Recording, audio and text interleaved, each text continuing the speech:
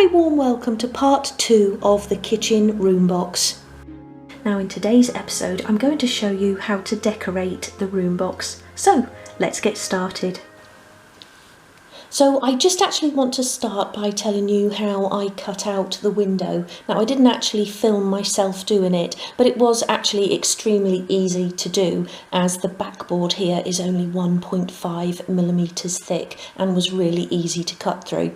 So I just did a very sort of basic plan of what I want in my kitchen, and then I knew I wanted the window to be above the sink, so I just measured where the sink would be standing, worked out how big I wanted the window, and then actually drew that onto the back of the room box, and then I just used my normal Swan Morton craft knife to cut through.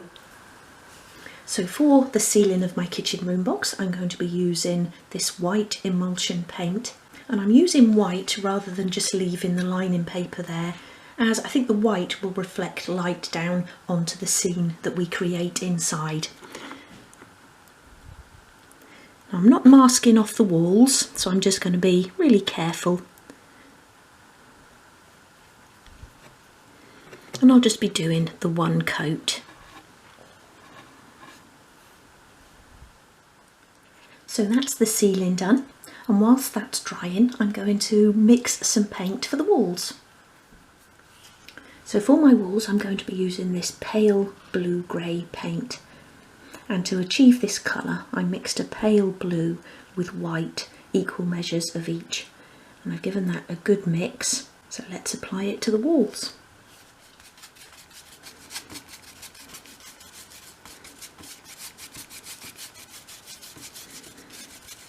I want to apply this fairly roughly because I want the walls to look like sort of old stone walls that you'd find in an old cottage. So I'm going to apply it randomly like this, and then I'll go over with a dry brush just to create some sort of rough patches in the wall.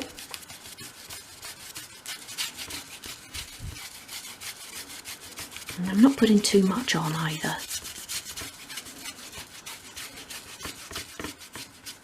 So I've applied a thin coat to the entire area, and now I'm going around with an almost dry brush and I'm just sort of stippling the paint on like that, and that will get rid of any brush strokes and add to that nice sort of random effect that I want.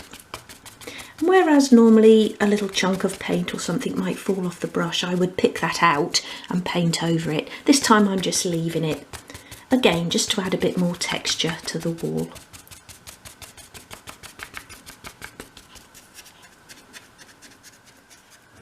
So that's the walls done, and now I want to move on to the flooring. For the floor of my kitchen I'm going to be using these real wood strips, and these actually come on a larger sheet and they've got a self-adhesive backing, so really handy to apply. Now you may have seen other videos here on my channel where I've actually done a tutorial for the wooden flooring, and I'm using exactly the same process here, although obviously it's going to be on a smaller scale. So what I've done is I've started by making myself a template, and I've just used some cereal packet card, so that fits nicely in there. If you're using a box as I am where you're going to have a lid, just make sure that that's not overhanging the front of the box, as you won't be able to get your lid back on. And then also where I've applied my lining paper and I've sort of curled it around the corner rather than cutting an extra piece, I've actually cut that rounded corner into my floor template. So now we're ready to stick the strips to the template. So I've got here my mitre cutter, which I'm going to be cutting the strips with, and I've also got a pencil to measure them off at the end of the template. Now whereas in a full-size room I would start with a full strip, because this is obviously on a smaller scale I'm actually just going to start with a half strip and along the front edge. These don't fit exactly, it's going to be about 3.5 strips deep, but then at least the thinner strip will be at the back where it's going to be hidden with the furniture, or partly hidden anyway. So I'll just peel the backing off my first sort of half strip and pop that into place along that front edge. And again, make sure you're not overhanging the template, as you'll have the same trouble getting the door back on. That one will go there. And then I'm drawing a line at the other end of my template. I'm just leaving a sort of little hair's gap between the two strips there. And then put a little line there. And then I can make the cut.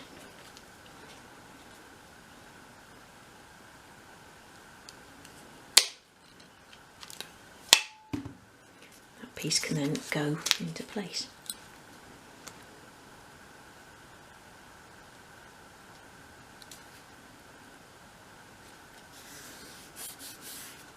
I've got some smaller offcuts here as well that I've saved from other projects, and I always save all of these little pieces. Let me just cut that strip off there. I'll even save that because that might come in handy. So I'm going to start this end with a smaller piece again.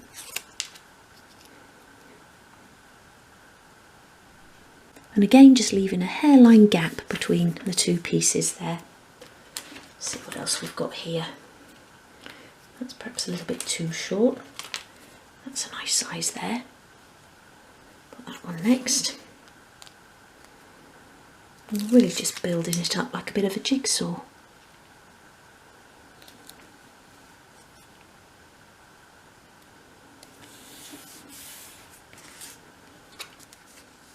So I've covered the entire template in strips, including a full strip at the back which overlaps the template. So I'm now going to trim that off just using my craft knife.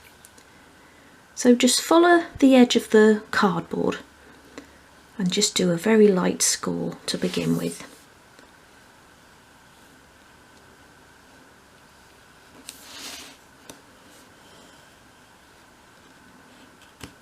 You can then go down again, put a little bit more pressure on, and you should start cutting through.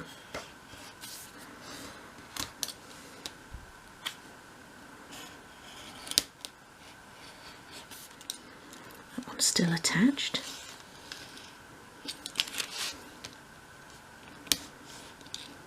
And then I just want to make sure that those corners are free from wooden strips, so I'm just going to trim around those.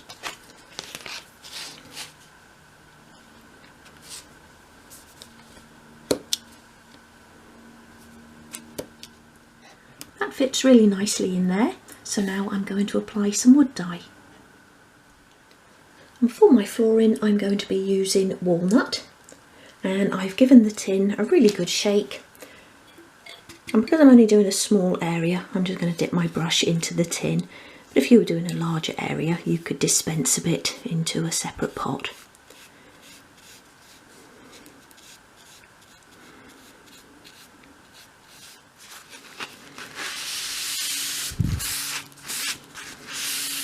So I'm just using a piece of kitchen towel here just to take off the excess wood dye, and it buffs it up a little bit as well. So the flooring section is now dry, and just before I glue that into place I'm going to use my scribe tool to make some nail holes, and I'm just going to do that at each end of each strip.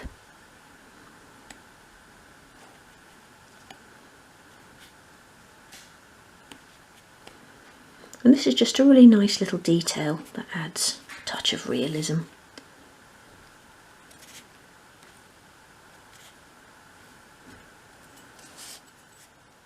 So that's the nail holes added, and I'm now ready to glue this piece into place. So I'm going to apply the glue directly to the back of the card, and I've got a scraper there to spread it out.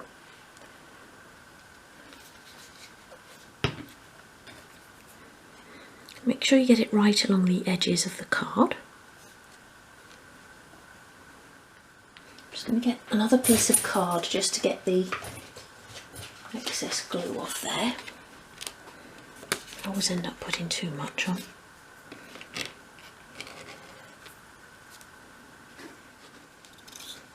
We can now glue this into place. Slide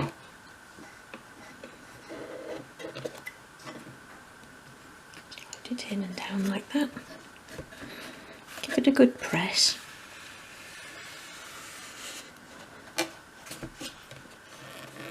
Get that excess from along the back there.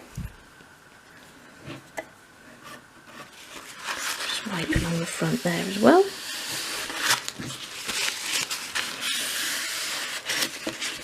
So that's sitting in there quite nicely, but if you found that the front was lifting up, then you can just pop a couple of clamps along the front there to hold that in place. And what I want to do now is put some skirting board in. So for the skirting board or baseboard, I'm going to use this just simple design, just with a little beveled top there. And this is 12mm high, or ½ inch high. And I'm going to begin by fitting it for the back of the room box, so along the long back wall. So I want to start by making a bevel at the first end. So that will sit into that corner, and then we'll bevel this piece coming off of it. So I've got my mitre block and saw here. So I want to cut across that way, so my blade will go in like that. And I'm just cutting a little bit more because obviously I need something to hold on to at this end. So press that into the block and then cut down. Okay, like that. I've then measured the width of the room box, and that's 280mm. So I then want to make that measurement at this end of the skirting, and including the angled parts. You want to go to the longest part. So don't sort of measure from the angle at the front, but go from the longest part, because obviously it's to fit that entire width of the room. So if you were to cut it at the angle, it would be too long. So 280, I'll do my pencil mark there. That's that one, and then I want to cut this in the opposite direction to the first side, so I want to come that way, so I need to do it in the other section of the mitre block. Just move that out of the way. I just have that rubber there with my, or a razor there with this leaning on it, because it's designed to fit over the edge of the desk. So I'm just propping it up with that so I can film what I'm doing. So again, I'm making sure that my blade is on that side, so the other side of my pencil mark, so that when I've actually made the cut, I've got the entire length left and I'm not cutting into that length.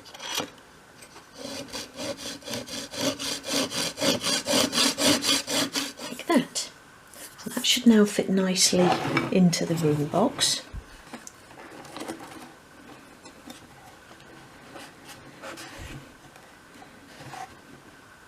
Like that, and now we can do the side pieces. So begin by cutting an opposite mitre to the one that you've got at the back there. And I'm actually doing the left hand side first, so this is opposite to the first side that I cut. Put that into place in the corner so that it budges up against your back piece, like that. And then you can make the pencil mark for the straight cut, like that.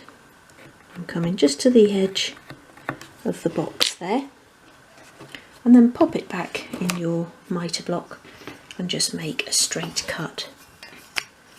And then you can do the same for the other end.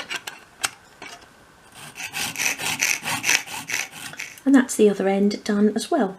Now I'm actually going to use the walnut wood dye again for the skirting board. I think a white or even a cream would make it stand out too much, and it's just really to tidy off that bottom edge of the room. I'm going to begin by giving it a sand, just using some 180 grade sandpaper, just because at some point it must have been sellotaped together and there's some sort of sticky markings on it there, and also to get rid of my pencil marks.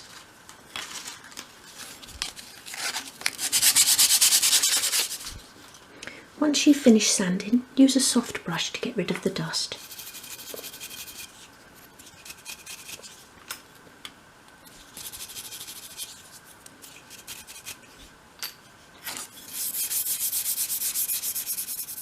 These pieces are now ready for wood dye, and I've taped them here to a piece of card just to make that process easier.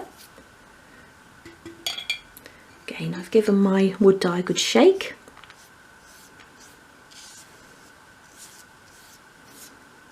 And with this it doesn't matter so much if you get it onto the angled cut, because this doesn't really add any length to the piece, whereas with paint it would.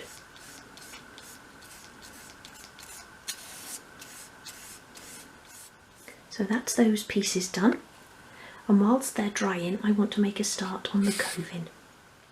So for the coving I'm going to do exactly the same thing, but I only really want a narrow piece. So I've got this old piece of skirt in here, and I'm just going to cut away this top sort of rounded shaped piece there and use that.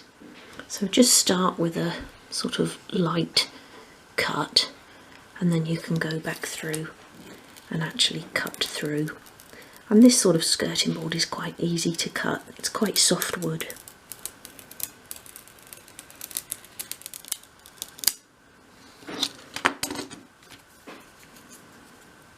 Still attached at the very beginning there. And there's my piece of coving. So I've done the coving in the same way as I did the skirting. So cut your first angle in your back piece, measure it and cut your second angle, and then cut an opposite angle for the side pieces, and then cut them to length. And with these pieces I am actually going to do them in the white, the same colour as the ceiling, and then that will blend in nicely. And again, it's just to cover up that join between the two papers. I've popped these on a sheet as well, just to make them easier to paint.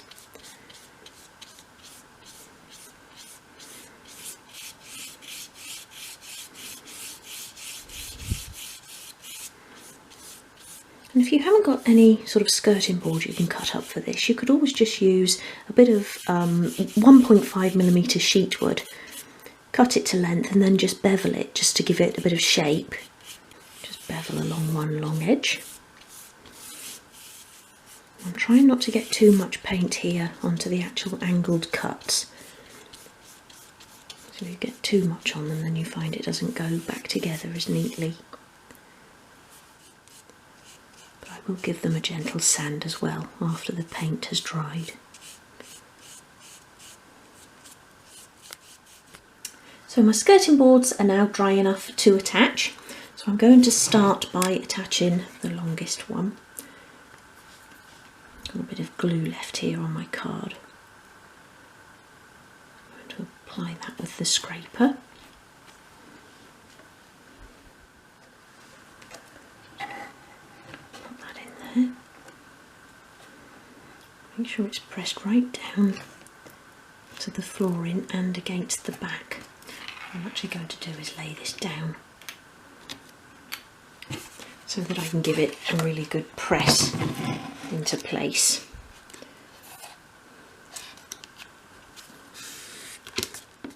There's no real way of sort of attaching this without putting tape actually onto the wallpaper, so I don't really want to do that. So I'm just actually going to give it a good press and hold for a minute or so, and hopefully that should do it. So that's that piece secured into place. Now the side pieces, don't forget to put a little bit of glue onto the mitre angle, onto the mitre cut, and then onto the back of the piece. Again, push that right back into the corner. That's quite a nice join at the back there.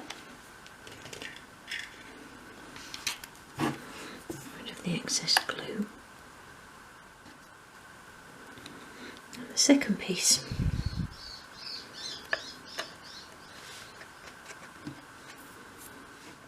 Again, give that a good press into place, and then get the glue from along the mitre join there.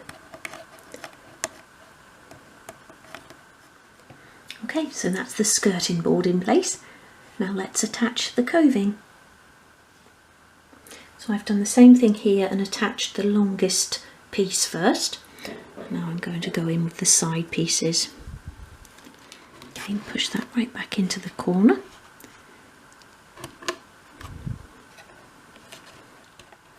And the final piece in there.